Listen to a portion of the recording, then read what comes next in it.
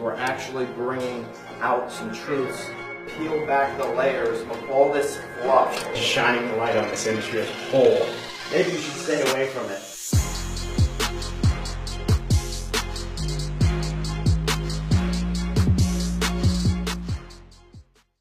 Hi everybody, welcome to Real Estate Raw and Uncut. This is episode 91. I'm Byron Lazine, joined by Tim Beret. What up? What up? It's cold. Oh, it's miserable outside. Get back to Naples? This would have been a good weekend to be in Naples. Holy smokes. You know, the cats won't even go outside. Yeah, they keep your animals in.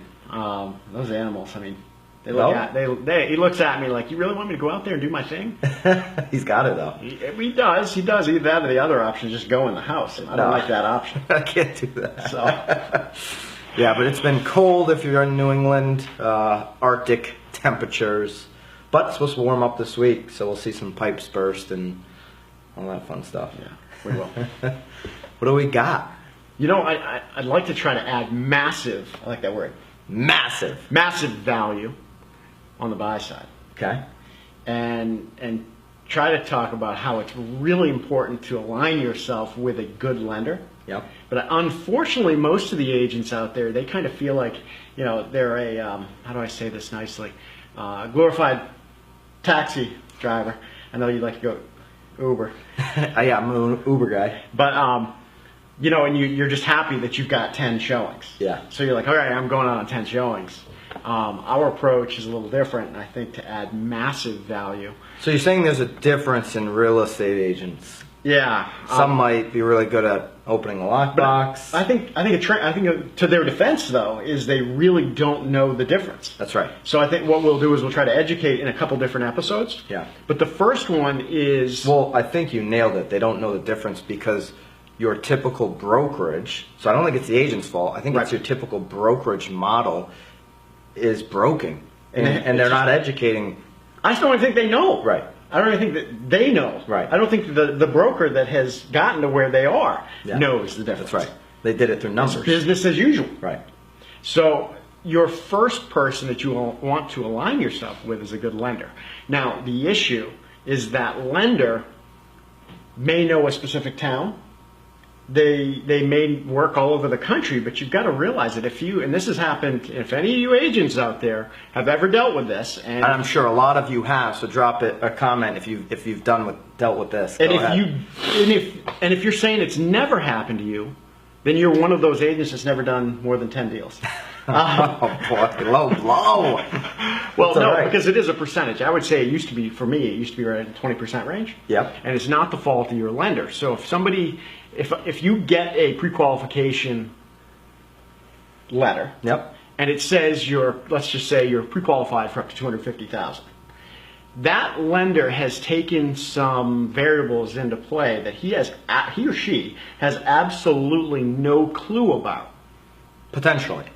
Potentially, because your mill rate is different in every single town. That's right. So your principal, interest, taxes, and insurance, and that ability, let's say it's $1,800, is different if you go in Stonington for $250, and you go into Norwich where the mill is $40. Yeah. So I'm not saying anything about Norwich. We're saying you may get a really nice big home in Norwich, but your taxes could be as high as double. It could be $12,000 in two comparing towns, and they could be 6. Right. So you could double that. So your tax portion of the PITI has exploded. So you no longer qualify for $250,000. Yeah. So not in that town with the higher mill. So let's say you take the typical route that agents utilize, and you go out and you look at 30 properties, okay, and you've worked your tail off, and you finally found one. And you thought you had a loaded gun. The buyers are in love with it. Buyers love the property. Placing furniture. Oh, yeah, absolutely. And you're proud. Yeah. And you take that purchase and sale. You got the pre-qualification letter, and you're like, it's Friday. Boom! Shakalaka. Nailed it.